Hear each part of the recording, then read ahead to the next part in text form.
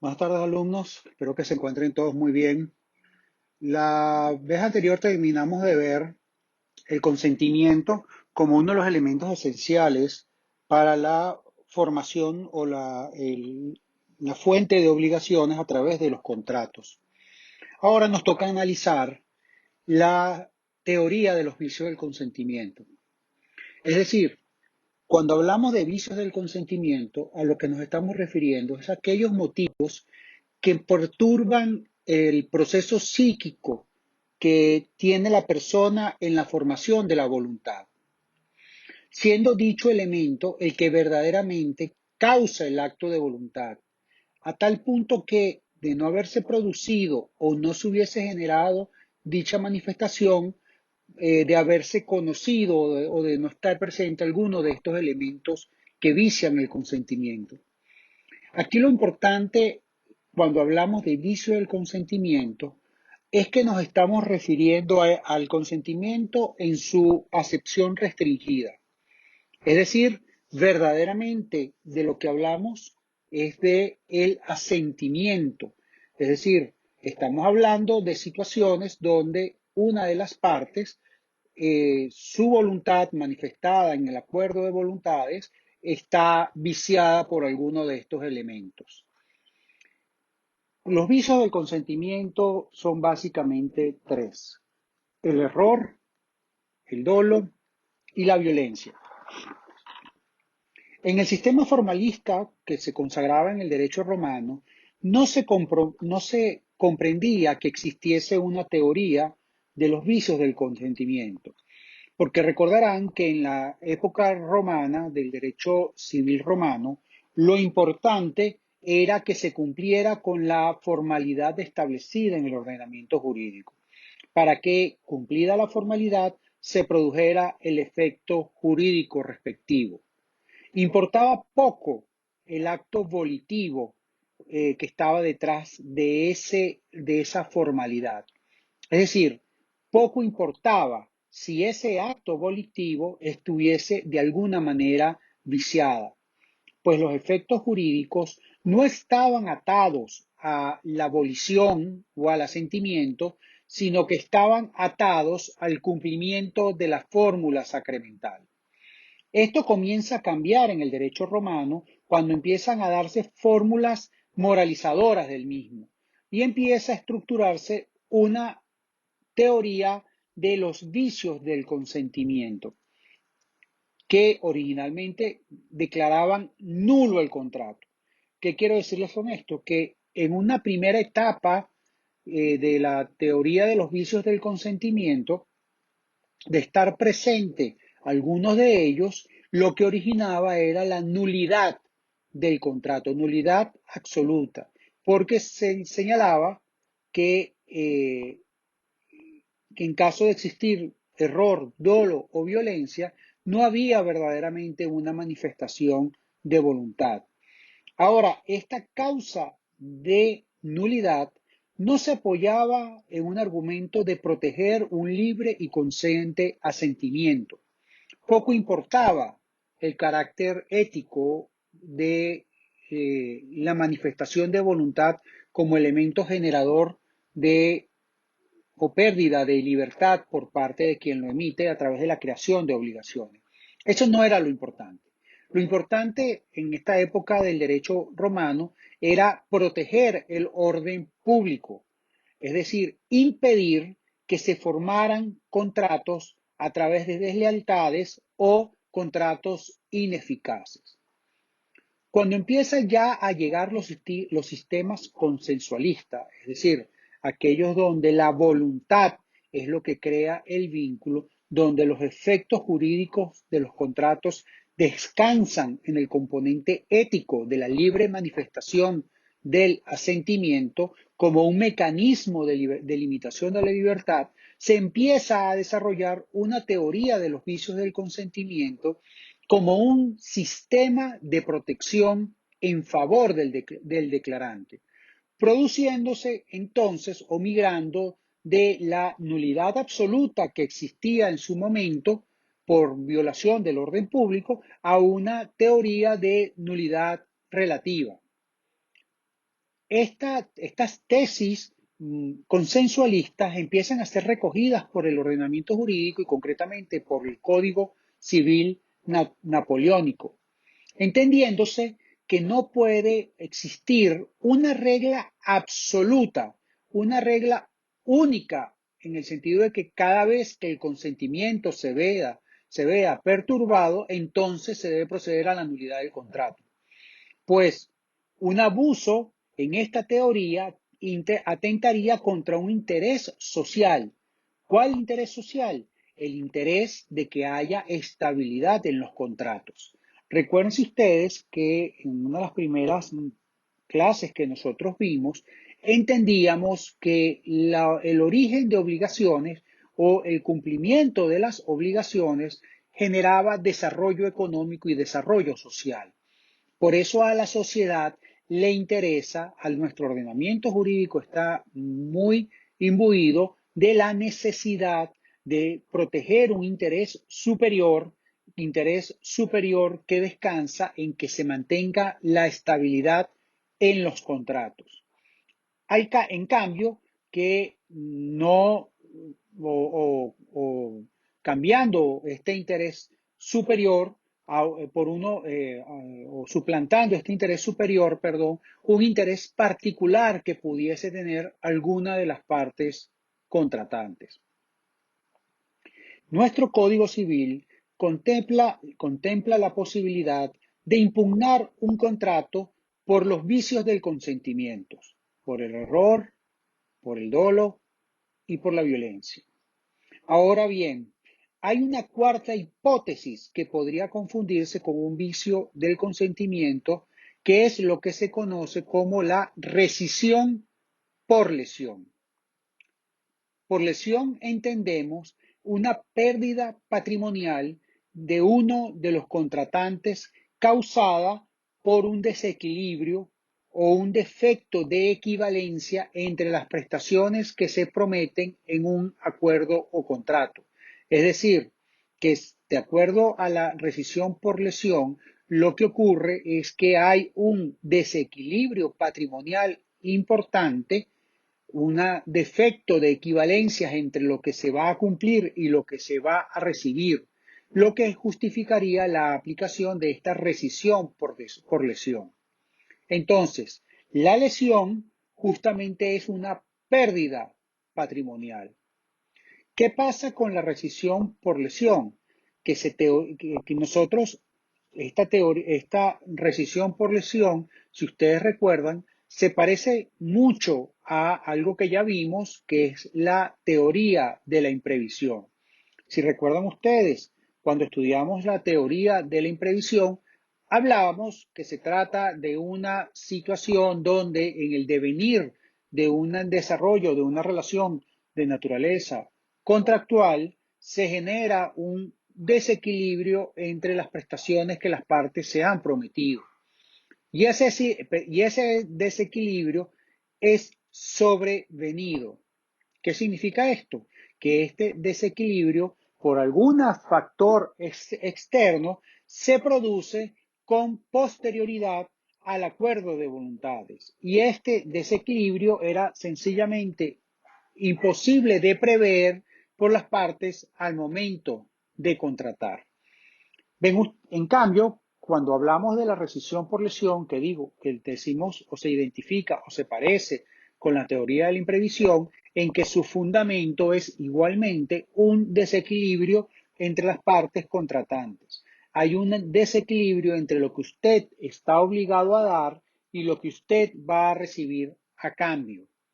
¿Cuál es la diferencia?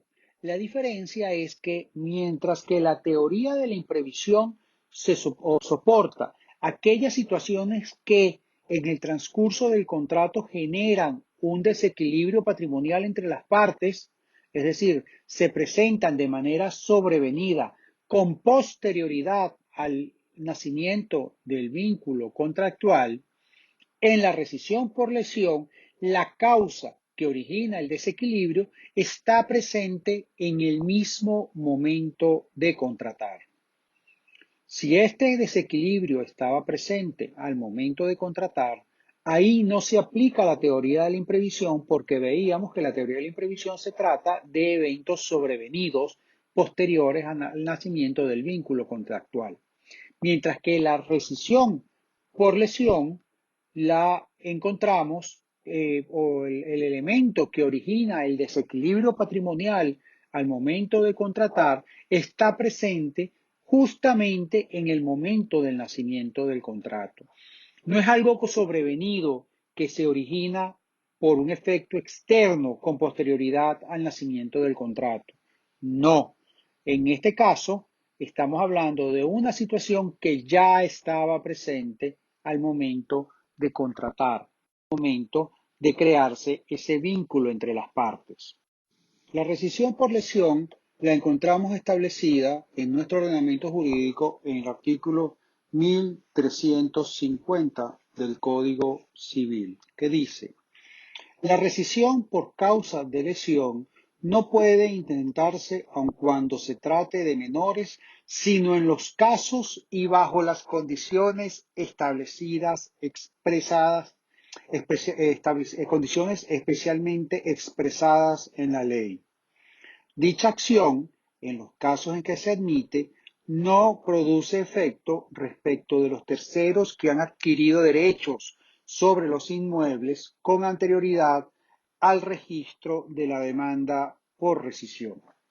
Fíjense que esta disposición nos tiene un elemento esencial para que pueda ser procedente la rescisión por lesión.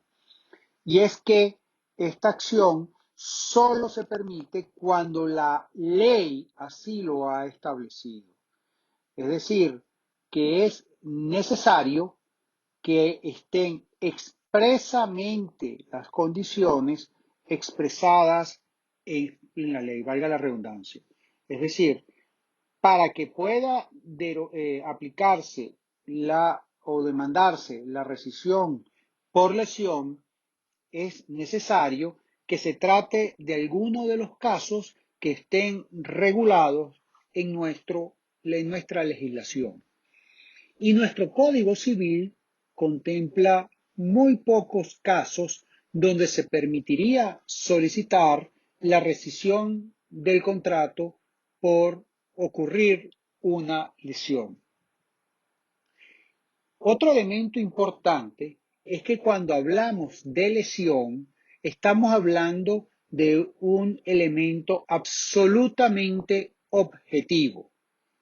No se puede aplicar rescisión por lesión cuando estamos hablando de pareceres o de situaciones de tipo subjetivo, sino que nuestro código lo recoge para elementos esenciales donde la lesión se puede evidenciar de manera objetiva. Se puede decir, bueno, mire, eh, eh, yo debía recibir dos, pero por esta situación recibí uno, por lo tanto me debe uno. Entonces ven ustedes cómo nuestro código obliga a que la lesión sea objetiva. Veamos algunas de las situaciones donde nuestro legislador ha reconocido la posibilidad de rescisión por lesión. Veamos el caso en materia de partición, es decir, dos partes forman una comunidad y esa comunidad decide ser disuelta y partirse los bienes que forman parte de esa comunidad y repartirlos entre las distintas personas. Fíjense que dice el 1223 del Código Civil venezolano. Para averiguar si ha habido lesión, se procede a la estimación de los objetos según su estado y valor en la época de la partición. Entonces ven ustedes aquí cómo nuestro legislador de manera expresa señala que para que haya lesión se necesita tomar un criterio objetivo, no un criterio subjetivo. Hay que tomar el valor y la estimación de los objetos según su estado al momento de la partición. Entonces, el primer caso de rescisión por lesión lo encontramos en el tema de la rescisión en materia de particiones. Dice el artículo 1120, las particiones pueden rescindirse por las mismas causas que dan lugar a la rescisión de los contratos. Puede también haber lugar a la rescisión cuando uno de los coherederos ha padecido lesión que exceda del cuarto de su parte en la partición. La simple omisión de un objeto de la herencia no da lugar a la acción de rescisión, sino a una partición suplementaria. Entonces, fíjense ustedes que, por ejemplo, es probable que una persona fallezca y al fallecer se crea una comunidad producto de la herencia, donde cada uno de los herederos forma parte de esa comunidad y en algún momento esos herederos deciden que la comunidad sea partida, sea disuelta y empiezan a distribuirse los distintos bienes que forman parte de ese activo hereditario. ¿Qué sucede? Que si uno de los herederos en esa partición recibe una porción que afecte su monto o su activo de una parte o de forma tal que se trate dice el código, del cuarto de su parte, es decir, un cuarto de su parte se ve afectada en esa partición, un cuarto estamos hablando de un 25%, bueno, en ese caso, este heredero puede demandar la rescisión de esa partición, con lo cual la misma quedará sin efecto. Pero el argumento que se debe utilizar es un argumento de naturaleza objetiva. Son tantos bienes, dividido entre tanto, a ti te toca tanto. No es un elemento subjetivo donde, por ejemplo, uno podría decir, bueno, es que el reloj que quedó en la herencia debe dársele mayor valor porque era el reloj que usó mi padre cuando se casó y eso le da un valor subjetivo superior a el anillo de diamantes que dejó la herencia. Ahí no se toma el elemento subjetivo. Ahí sencillamente lo que se hace es ver cuánto costaba el reloj, cuál era el valor de ese reloj al momento de la partición, cuál era el valor del anillo de diamantes y verificando los dos valores se determinará si hay una pérdida de un cuarto de esa partición por parte del heredero que reclama o demanda la rescisión por lesión de esa partición. Pero no solo en las particiones sucesorales. Esto también se aplica a la comunidad conyugal, conforme el 183 del Código Civil, a todo lo que sea división entre comuneros, evidentemente a la liquidación y partición de la herencia. En este caso, cuando el heredero vimos recibe una porción, un cuarto menor de la que le correspondía. Otros casos de rescisión por lesión es el caso de la venta de un inmueble pactado a tanto por medida. Es decir, cuando, por ejemplo, yo agarro y le digo a ustedes que yo les voy a vender mi finca de 1000 metros a razón de $25 el metro, ese es un caso de la venta de un inmueble a tanto por medida. Yo no les estoy diciendo que yo les voy a vender mi finca en $25,000, sino que yo les digo, voy a venderles mi finca a $25 el metro. Entonces, si ustedes reciben un monto o si lo que se declara en el documento que forma parte de la venta de acuerdo a los eh, distintos linderos de ese inmueble y resulta ser que lo que recibe excede en un veintiavo por ciento, en un veintiavo lo que dice el documento, en este caso eh, pueden pasar dos situaciones. Puede pasar la situación de que se reduce el valor, la extensión de la venta hasta ese veintiavo o que el comprador tenga que pagar la diferencia entre lo que pagó y declaró y lo que debería verdaderamente pagar producto de la mayor extensión de terreno que está adquiriendo. ¿Qué pasa en el caso de la venta de un fondo, ojo, un fondo limitado y determinado?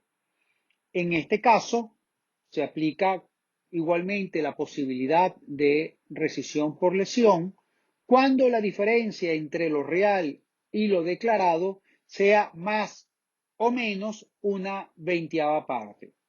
Estas dos disposiciones las encontramos en los artículos 1496 del Código Civil y 1497 del mismo Código.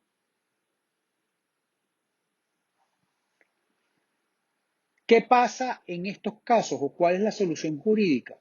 En estos casos lo que procede es la regularización del contrato, es decir, ajustarlo a la realidad pagando la diferencia en caso que sea mayor o recibiendo lo que falta de menos o la rescisión del contrato a elección de la parte afectada.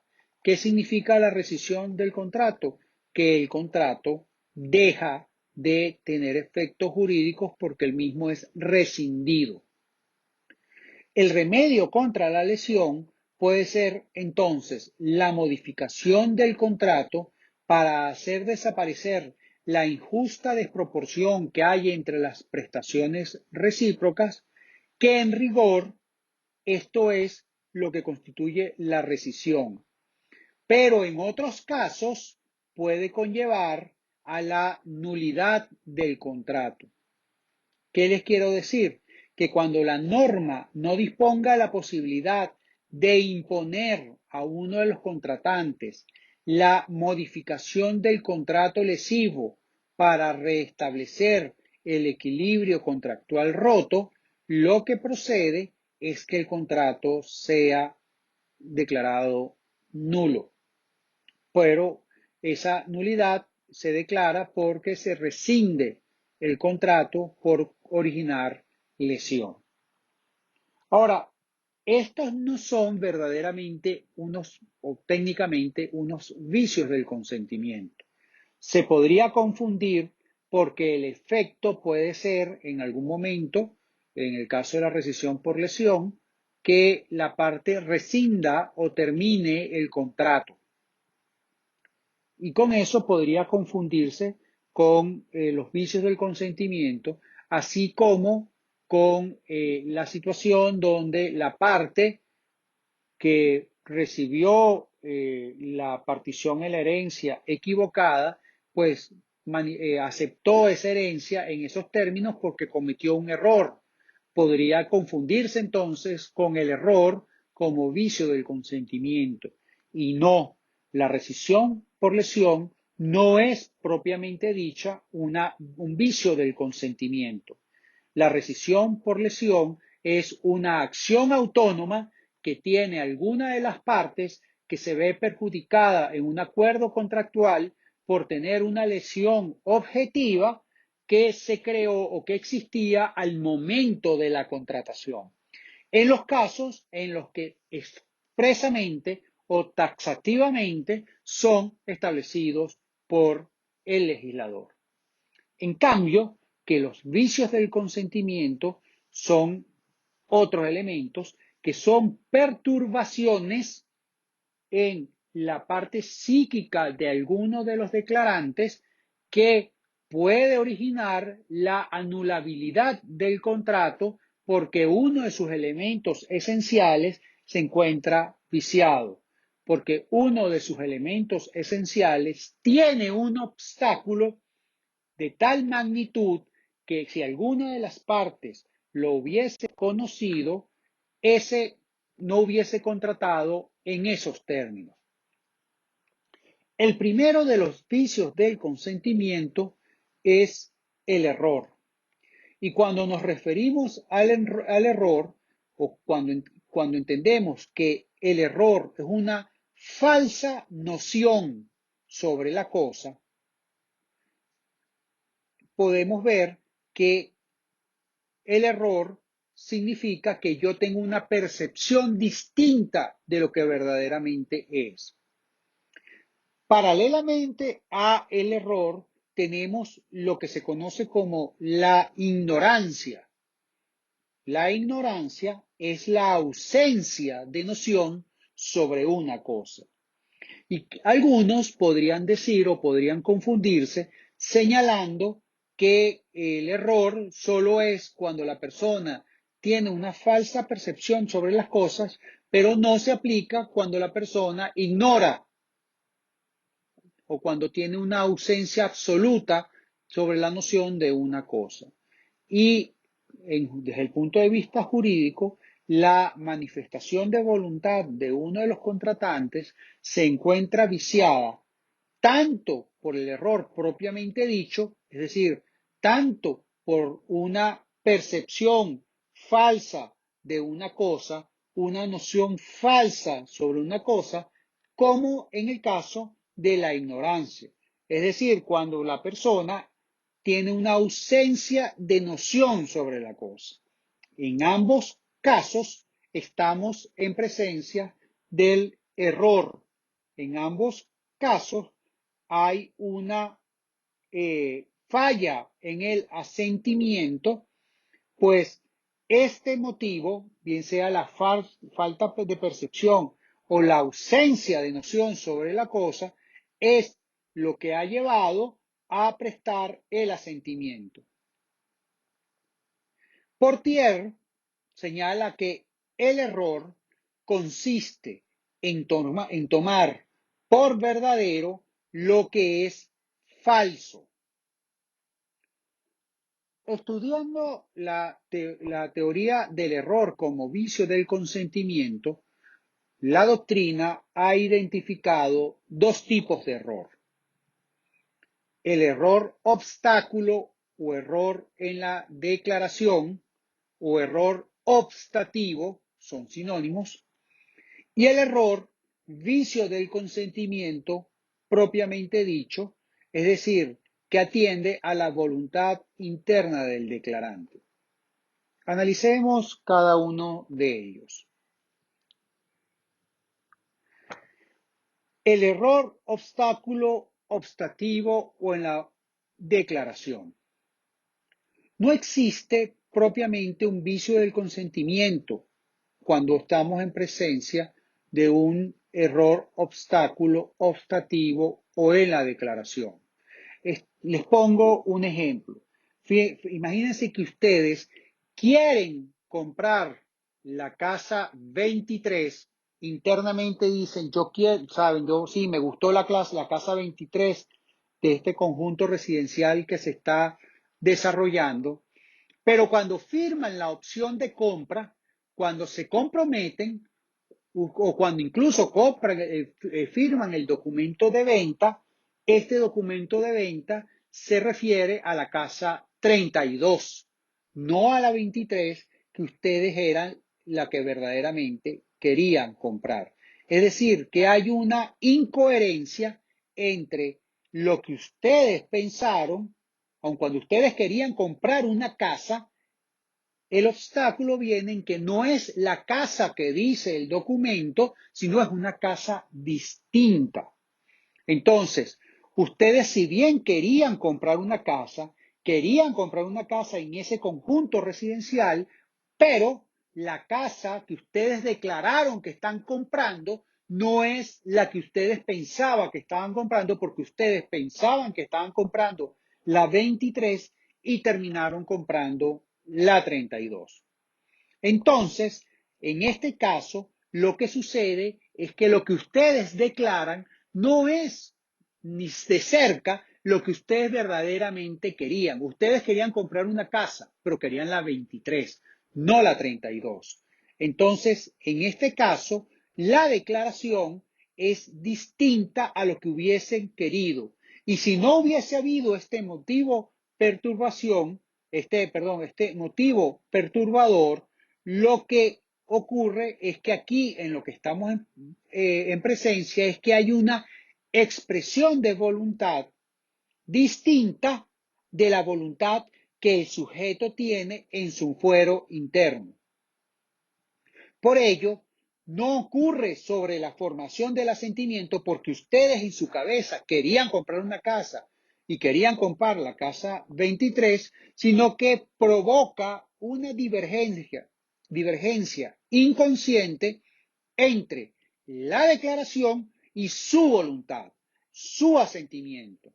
En este caso, lo que se debe demostrar es que la declaración o que el declarante se ha equivocado inconscientemente en el documento, en el instrumento, cuando manifestó su voluntad libre y consciente. Por lo que hay una manifestación de voluntad distinta a la que hay en su fuero interno o psique. Hay distintos ejemplos que podemos decir, no solo el tema de la casa. Por ejemplo, si yo quiero comprar, yo lo que quiero es alquilar y ustedes lo que quieren es vender.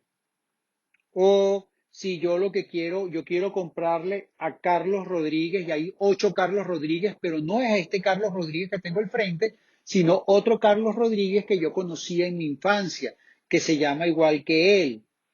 Entonces, ahí hay una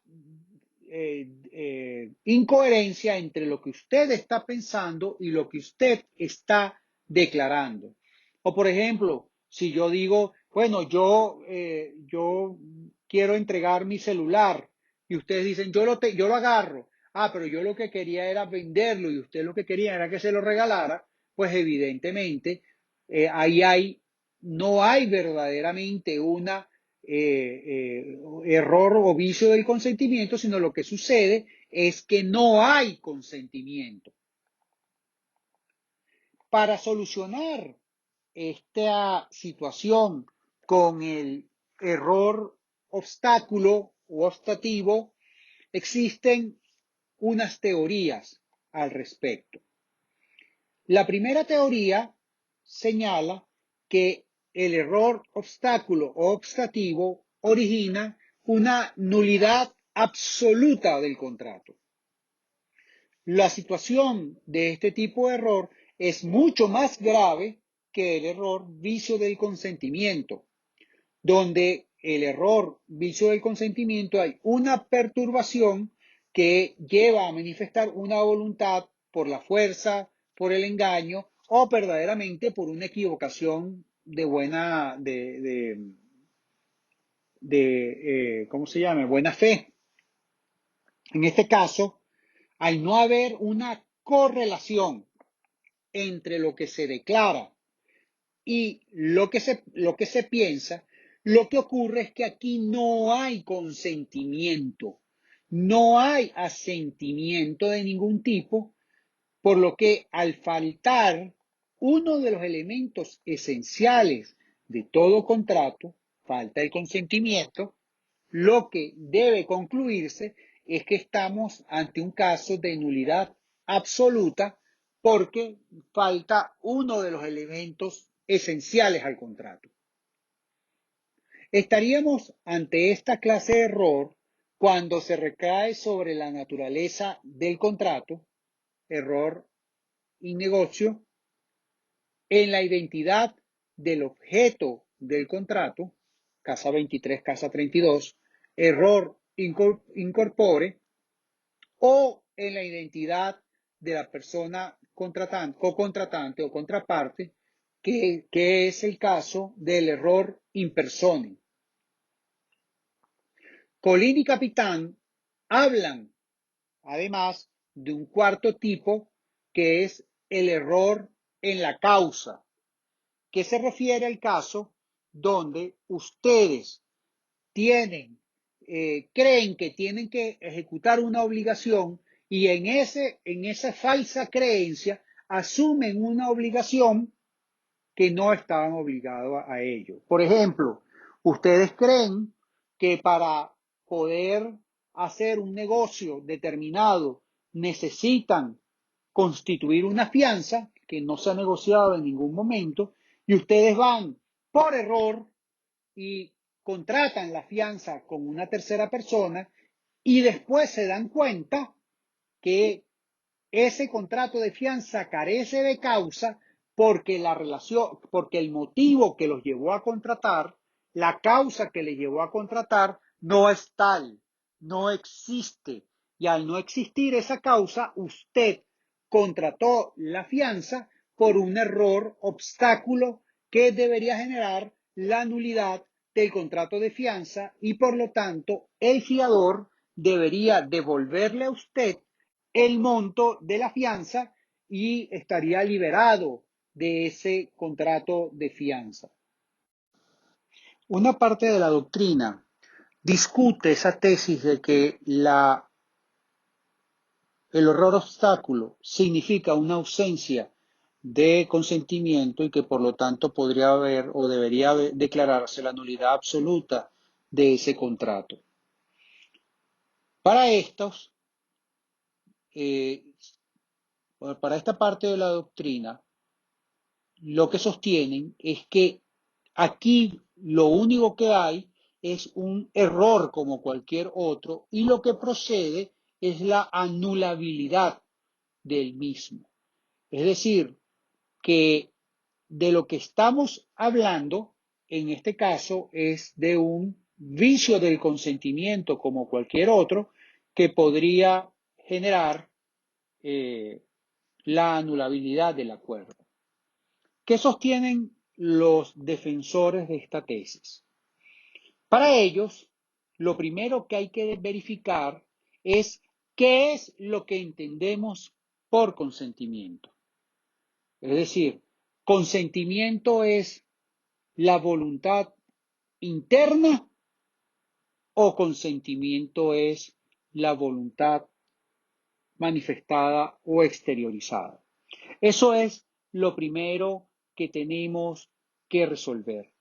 Porque si entendemos que voluntad es, o si identificamos la voluntad como aquella que se encuentra en la parte interna del declarante, en su psique, entonces sí podría ser sostenible que estamos ante una ausencia de consentimiento. En el caso de que esta manifestación o exteriorización de la voluntad no concuerde con lo que tenía pensado el declarante.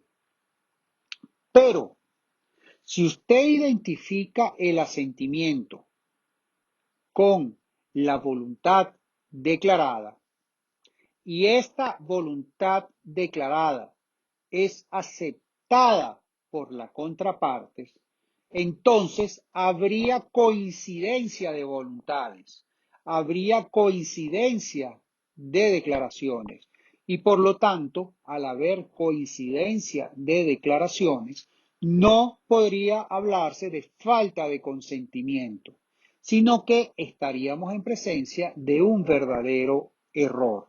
Es decir, si yo tengo en mi cabeza que quiero comprar la casa 23 y cuando manifiesto mi voluntad le digo al vendedor, mira, yo quiero comprar la casa 32 y la otra parte dice, ok, muy bien, yo te puedo vender la casa 32. Entonces, ahí se complementan ambas declaraciones se complementan ambas voluntades y se formaría el contrato. Y en este caso hay consentimiento, solo que uno de ellos fue expresado de manera equivocada, de manera errónea. Es por ello que, según los defensores de la teoría de la nulidad relativa del contrato, en el caso del vicio obstáculo, no podemos hablar de eh, de una falta de consentimiento, sino deberíamos de hablar de un error como mecanismo que anula el contrato conforme lo establece el artículo 1146 de nuestro Código Civil, que, según esta teoría, elude al error en un sentido amplio. Plagnol y Ripert, en Francia, defienden esta tesis al analizar el artículo 1304 del Código Civil Napoleónico, que equivale al artículo 1346 de nuestro Código. Si ustedes ven el lapso de prescripción para intentar la acción de nulidad, el mismo código comienza a correr. O sea, el mismo código establece que el lapso de prescripción comienza a correr a partir de que el error es descubierto. Es decir, que para Plagnol y Ripert y aplicando o interpretando nuestro código es con el descubrimiento. ¿Qué quiere decir esto? Que es a partir de que la persona que cometió el error descubre, se da cuenta de esta incoherencia entre lo que manifestó y lo que decía su fuero interno, para que comience a correr el lapso de prescripción de la acción de nulidad.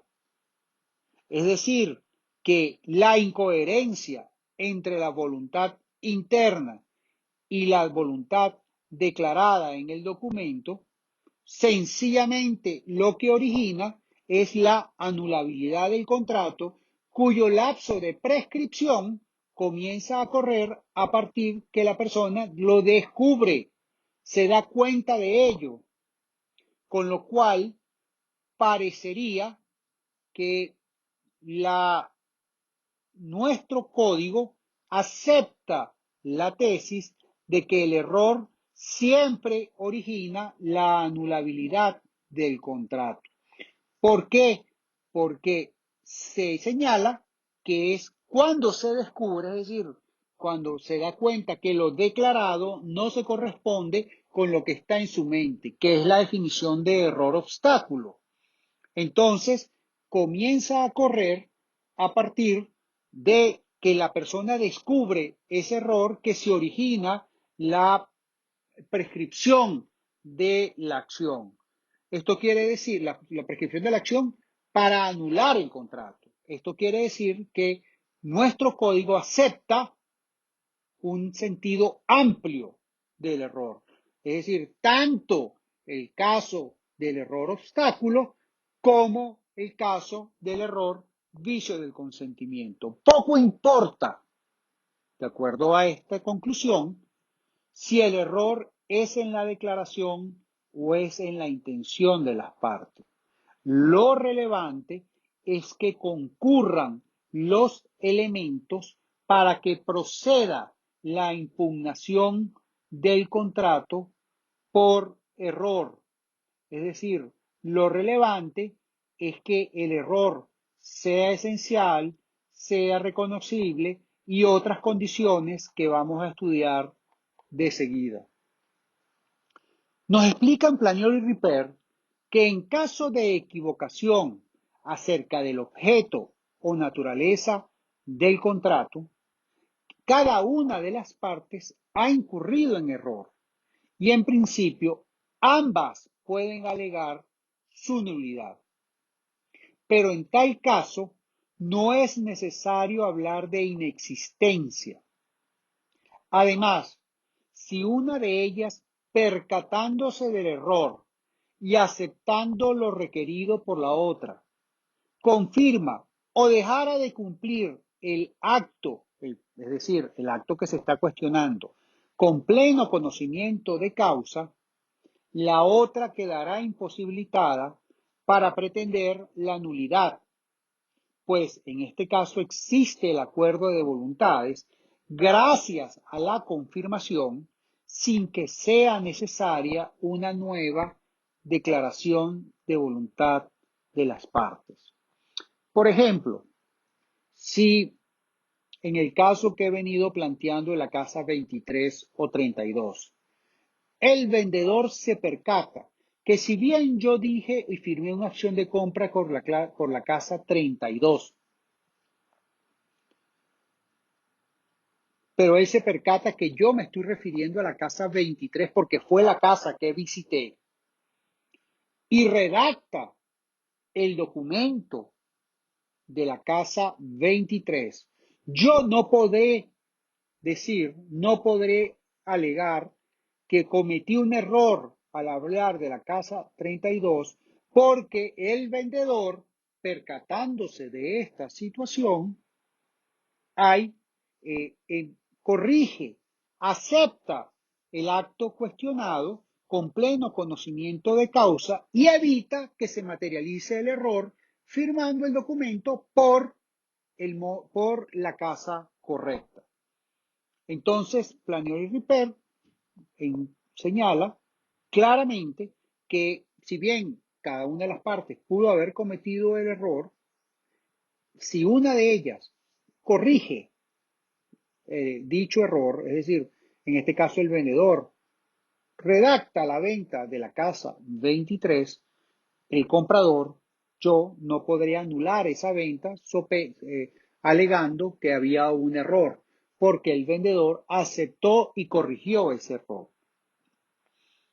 En conclusión, el error obstáculo, según esta parte de la doctrina, debe ser tratado como un simple vicio del consentimiento y solo da lugar a la nulidad relativa del contrato. Por lo tanto, no obstante que se podría teóricamente distinguir entre el error en la declaración del error que opera sobre la motivación del asentimiento, que es el error propiamente dicho, es decir, yo lo que motivó mi asentimiento está equivocado por una falsa apreciación de la realidad desde el punto de vista de sus efectos sobre la validez del contrato, ambos tipos de errores pueden y deben ser tratados de la misma manera, es decir, que podrían originar la anulabilidad del contrato. Finalmente, en este sentido, la regla general es que existe una presunción que la verdadera voluntad negocial es la que resulta de la declaración, de los signos sensibles, de los signos exteriorizados empleados por las partes al momento de declarar. Los ordenamientos jurídicos permiten que se declare que el declarante impugne esa presunción, destruya la presunción de veracidad de la declaración, pero tiene que demostrar que la voluntad negocial que resulta de la declaración se debe a un error de la declaración, o que si bien la declaración traduce la voluntad negocial, la misma no es auténtica porque no emana de una libre y exacta consideración del contenido del contrato.